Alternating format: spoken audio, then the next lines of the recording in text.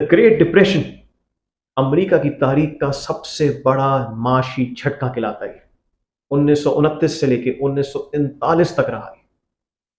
इस वक्त अमेरिका की तारीख की सबसे कमजोर सतह पे मईशत थी। उनकी उनकी इकोनॉमी गिर चुकी थी। जरा नंबर्स को जानते हैं। सिर्फ इंडस्ट्रियल प्रोडक्शन 47% से गिर गई थी। उनकी जीडीपी 30% से गिर गई थी। बेरोजगारी 30% से भी तजावुज कर गई थी।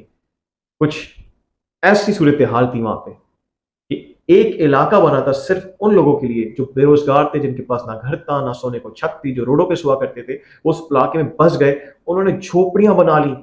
उस इलाके में दूर दूर तक झोपड़ियां दिखती थी, टीनों की बनी हुई, लकड़ी की बनी हुई, कपड़ों की बनी हुई। खुदकुशियां 22% से बढ़ गई थी। लोगों के पास रहने के लिए नामक छत थी, खाने के लिए खाना नहीं था। लोग इंतकाल कर गए। वहां की कमोडिटीज जैसे कि कॉफी, कॉटन, सिल्क, रबड़, उसकी प्रोडक्शन 50% से नीचे आ गई थी, बिकॉज की डिमांड ही नहीं थी। कीमतें 33% से नीचे गिर गई थी, कोई खरीदने वाले लोग ही नहीं थे। ये मैं बात कर रहा हूं एक economic giant, world power, United states of America की। जी हां, द ग्रेट डिप्रेशन। आइए जानते हैं वजूहात ग्रेट डिप्रेशन की क्या कह रहे हैं। ये अमल शुरू हुआ ग्रेट डिप्रेशन का 1929 और ये खत्म हुआ 1940 में जाके। ये शुरू हुआ कुछ ऐसे कि अमेरिका नया नया जंग अजीम, पहली जंग अजीम जीता था, वर्ल्ड वॉर 1। और उसके बाद अमेरिका में खुशहाली आ गई थी। हर अमेरिकन समझता था कि अब तो आगे सिर्फ रोशन अमेरिका है। यहां तक कि वहां नारा लगता था आगे का अमेरिका रोशन अमेरिका। कारोबार बढ़ने लगे थे वहां पे, लोग कमाने लग गए थे वहां पे, और लोगों को लगा कि अब तो अमेरिका ने सिर्फ बढ़ना ही है। और लोगों का कॉन्फिडेंस, लोगों का यकीन, एतमाद अपने मुल्क में और ज्यादा बढ़ गया था। कि इतना बढ़ गया था कि उन्होंने हर जगह सरमायादारी शुरू कर दी, इन्वेस्टमेंट शुरू कर दी। और एक बहुत बड़ी वजूहत जिसकी वजह से डिप्रेशन आया, वो क्या जानते थे कि आगे जाके जो वो सरमाया लगा रहे हैं कि आगे जाके वो एक खौफनाक वक्त देखने वाले। सिर्फ जंग अजीम खौफनाक वक्त नहीं था, वर्ल्ड वॉर 1 नहीं था, the great depression is coming. उसकी सबसे बड़ी वजूहत कहा जाती स्टॉक मार्केट क्रैश। मैं इस वीडियो में थोड़ा सा आगे जाऊं उससे पहले थोड़ा सा आपको स्टॉक मार्केट समझा देता हूं। जो कंपनीज होती हैं बड़ी बड़ी, उनको सरमाया चाहिए होता है ताकि वो ग्रो कर सके। बहुत बड़े बड़े बिजनेस जैसे कि नेस्ले, यूनिलीवर, एंग्रो, वो करती क्या है, वो अपना कुछ हिस्सा ओनरशिप का, कुछ हिस्सा कंपनी के शेयर्स तोड़ती है, ओनरशिप का कुछ हिस्सा बेच देती है लोगों में, ताकि लोग उसके बदले उसको पैसे दें और वो पैसे अपने बिजनेस में लगाए और मजीद बिजनेस को बड़ा बनाने की कोशिश करें। लोगों को क्या फायदा मिलता है उनका शेयर खरीद के, कि उनको कम दाम में शेयर मिलता है। जब कंपनी बड़ी बन जाएगी और बेहतर हो जाएगी, उनके शेयर प्राइस की दाम, उनकी शेयर की कीमत ज्यादा हो जाएगी, लोगों को मुनाफा हो जाएगा जिन्होंने शेयर खरीदे। अब ये शेयर स्टॉक मार्केट के थ्रू बिकता है। जैसे कि गाड़ी में उर्दू बाजार लगता है ना, वहां पे बायर आता है, सेलर होता है, आपस में मिलते हैं। इसी तरह स्टॉक मार्केट में कंपनी अपने शेयर लॉन्च करती है और वहां पे बायर आता है, वो शेयर्स खरीदता है। उसको कहा जाता है स्टॉक मार्केट। तो कुछ ऐसे ही 1928 में स्टॉक मार्केट में बहुत इन्वेस्टमेंट होना शुरू हो गई। यहां तक कि सिर्फ एक साल में 4 गुना प्राइसेस शेयर्स की बढ़ना शुरू हो गई, बिकॉज आवाम में बैठ गया यार यहाँ तो प्राइसेस बढ़ रही है, यहाँ पे तो खूब पैसा लगाओ। जो पैसा लगाता देखता उसका शेयर प्राइस ऊपर जा रहा है, उसको तो मुनाफा हो रहा है, वो और पैसा लगाता। जैसे मेरे भाई ने पैसा लगाया, मैंने उसको देखा, उसने मुनाफा कमाया, मैंने भी पैसा लगा दिया। मेरे दोस्तों ने मुझे देख के पैसा लगा दिया, उनके दोस्तों ने उनको देख के पैसा लगा दिया। ऐसा एक स्पाइरल इफेक्ट फैलने लग गया, सब पैसा लगाने लग गए स्टॉक मार्केट के अंदर, इस उम्मीद के साथ और इस विटनेस के साथ भी कि तो प्राइसेस बढ़े जा रही है। तो उनको यकीन हो गया स्टॉक मार्केट में तो प्राइसेस बढ़ती रहेंगी, कीमतें ऊपर ही जाती रहेंगी, गिरेंगी।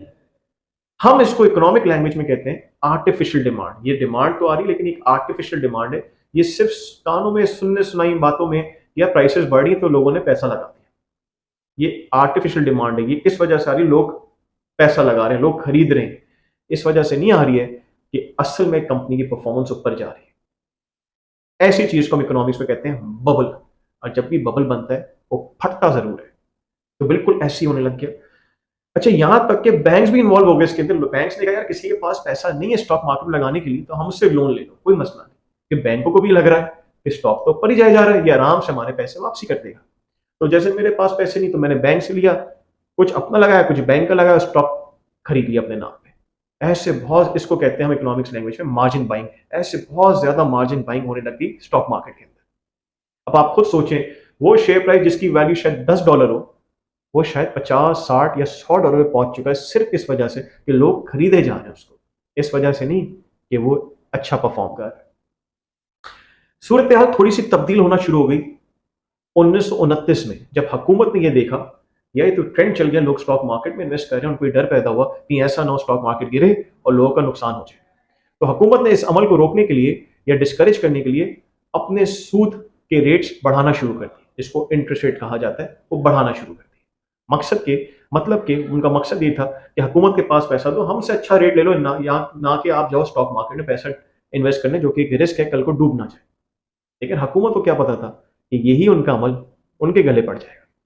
जैसे ही उन्होंने सूद बढ़ाना शुरू किया, कुछ बिजनेसेस बड़ा इंपैक्ट होते हैं जब सूद बढ़ता है, खासतौर पे कंस्ट्रक्शन इंडस्ट्री, ऑटोमोबाइल इंडस्ट्री, ये दो इंडस्ट्रीज ऐसी इंडस्ट्रीज हैं जिनकी डिमांड बहुत इंपैक्ट होती है। क्यों? देखो, जो कंस्ट्रक्शन इंडस्ट्रीज होती हैं, हर बंदा घर कैसे लेता है? मॉर्गेज पे लेता है, लोन लेके लेता है, उसके बाद घर कंस्ट्रक्ट होते हैं, तो पैसा कहां से आ रहा होता है? लोन के थ्रू आ रहा होता है। जब सूद बढ़ता है तो लोगों ने लोन लेना बंद कर दिया, कम कर दिया, नहीं ले सकते लोन, महंगा पड़ रहा है लोन, कंस्ट्रक्शन इंडस्ट्री नीचे आने लगती। ऑटोमोबाइल्स, बहुत सारे लोग गाड़ियां मोटरसाइकिलों लीजेस पे लेते हैं, सूद देना पड़ता है, जब सूद बढ़ा तो लोगों ने गाड़ियां लीजेस पे लेना बंद कर दी, ऑटोमोबाइल इंडस्ट्री की डिमांड गिरने लगी। ये दोनों बड़ी इंडस्ट्रीज कहलाती हैं और इनके भी शेयर स्टॉक मार्केट में थे। तो ये बड़ी इंडस्ट्रीज जब नीचे आने लगी तो सारी इंडस्ट्री में जो कंपनीज है, डिफरेंट कंपनीज हैं, बिजनेसेस इस इंडस्ट्री के अंदर, उनकी प्राइस थोड़ी सी भी जब गिरी, एक पैनिक मच गया, क्योंकि बबल बना हुआ था। बबल का कमाल यही होता है कि थोड़ी सी प्राइस गिरे, बबल बर्स्ट हो जाता है। तो लोगों ने देखा प्राइस गिरने लगी, लोगों का एकदम एतमाद हिलने लग गया, लोग अपने शेयर्स बेचना शुरू हो गए। जैसे ही बेचना शुरू करते हैं तो प्राइस और गिरती है, क्योंकि सेलिंग प्रेशर आता है।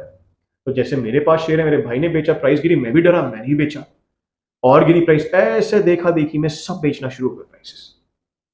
अलबत्ता कि इतनी प्राइसेस गिरी कि कुछ कंपनी जो $100 पे थी वो शायद $1 पे आ गई, जो $1000 पे थी शायद $100 पे आ गई, अपनी असल कीमतों पे आने लग गई, असल कीमतों से भी नीचे जाने लगी कि एक सेलिंग पैनिक मच गया है। अब सोचिए, उनका कुछ इसमें ऐसे सरमायादार भी थे जिन्होंने अपने घर बेच के, अपनी जमीनें बेच के स्टॉक मार्केट में इन्वेस्ट किए, क्योंकि उनको यकीन था स्टॉक मार्केट वो कमा के दे जा रही, डबल ट्रिपल, ये तो बहुत कमा के दे जा रही पैसा। उनके पैसे नुकसान हुए। कुछ लोग ऐसे थे जिन्होंने दबा के लोन लेके स्टॉक मार्केट में इन्वेस्ट किया, जब प्राइसेस गिरी उनको तो नुकसान हो गया, वो लोन भी वापसी नहीं कर सके, तो उनके घर जब्त हो गए, उनकी गाड़ियां जब्त हो गई, उनके एसेट जब्त हो गए, वो रोडों पे आ गए, बेरोजगारी बढ़ने लग गई, बिजनेसेस वैसे ही कोलैप्स करने लग गए, और बेरोजगारी का अमल शुरू हो गया। इसके साथ ही साथ अगले साल उसकी बैंकिंग क्राइसिस पैदा हो गया। जैसे लोग बेरोजगार होने लगे, वो डरने लगे, उनका एतमाद बैंकों से भी उड़ गया। वो अपने बैंकों से गए, लाइन लगाई कि पैसा निकाल लेते हैं बैंकों से, ऐसा ना हो कि बैंक के डूब जाए, उनका पैसा ना डूब जाए। वो हर उस चीज से डर रहे थे जहां उनके पैसे लगे हुए डूब ना जाए। ऐसी बैंकों के बाहर लाइन लगना शुरू होगी पैसे निकालने की। लेकिन बैंकों का निजाम तो आपको मालूम है कि वो पैसे लेता है और आगे उधार की सूरत में दे देता है, कुछ परसेंट अपने पास रखता है। अब लाइन उनके एस्टिमेट उम्मीद से बहुत ज्यादा लग गई, उनके पास पैसा ही नहीं इतना बैंकों के पास, वो कहां से पैसा लाके दे। तो देखा देखी में बैंक भी डूबने लग गए। अलबत्ता कि ऐसा हुआ कि जो 1930 से अगर 1933 में देखा जाए तो 25 से 30% तो बैंक जो नए खुले थे 1930 में, 1933 में बंद हो गए, बैंक रप्ट हो गए, और नुकसान हो गया लोगों को। जो लोगों का पैसा बैंकों में रखा था, सेविंग था, उनको सरमाया था कि आगे जाके कहीं लगाएंगे, वो भी नुकसान में कन्वर्ट हो गया। चलते चलते पूरे अमेरिका के अंदर, और ना सिर्फ अमेरिका, यूरोप, यूके में भी इसकी लहरें तक गई, बिकॉज अमेरिका एक बहुत बड़ा कस्टमर रहा है हर कंट्री के लिए। ये कहलाता है द ग्रेट डिप्रेशन। ये कहलाता है कि कैसे एक इकोनॉमिक जायंट जो कि जंग अजीम जीतते हुए आ रहा है, कैसे उसको एक झटका लगा, माशी झटका। लेकिन क्या वो आज वैसे ही है? नहीं, उस कौम ने सबक सीखे उसमें से, और 3 बुनियादी सबक जो मुझे लगता है आपको भी सीखने चाहिए जो उन्होंने दिए। एक, ये डिप्रेशन क्यों आया? लालच बुरी बला है। लोग लालची हो गए थे, लोगों ने सिर्फ कमाई का देखा, ये नहीं देखा कि कमाई वहां से आएगी भी या नहीं आएगी। इसको बोलते हैं अंधाधुन कमाने की कोशिश करना, लालच में चले जाना। तभी आज अमेरिका ने उससे सबक सीख के, उनके मोरल ग्राउंड्स बहुत हाई हैं, वो सिर्फ लालच पे अपनी इन्वेस्टमेंट करते हैं। दूसरी चीज, दूसरा सबक कि ट्रक की बत्ती के पीछे नहीं लगते। ऐसा नहीं देखते कि सब लगे हुए तो आप भी जाके लग जाओ, सब एक जगह एक रश बनाया हुआ तो आप भी जाके उस जगह पे रश पे खड़े हो जाओ। नहीं, अपनी तहकीक करो, रिसर्च करो। तभी आज अमेरिका में तहकीक का अमल बहुत बड़ा है और उसको ये बहुत इंपॉर्टेंस देते हैं, रिसर्च एंड डेवलपमेंट। तीसरा सबक कि सारे अंडे एक बास्केट में नहीं रखते, क्योंकि अगर वो बास्केट गई सारे अंडे टूट गए। तो इसी तरह सारी इन्वेस्टमेंट एक जगह पे नहीं रखते, अपनी इन्वेस्टमेंट का फैलावा रखते हैं, फैलाते हैं इन्वेस्टमेंट, जिसको बोलते हैं डाइवर्सिफिकेशन। इसी तरह आज अमेरिका ने डिफरेंट इन्वेस्टमेंट ऑप्शंस दे दिए हैं अपने इन्वेस्टर्स को कि वो डिफरेंट इन्वेस्टमेंट ऑप्शन से चूज करें।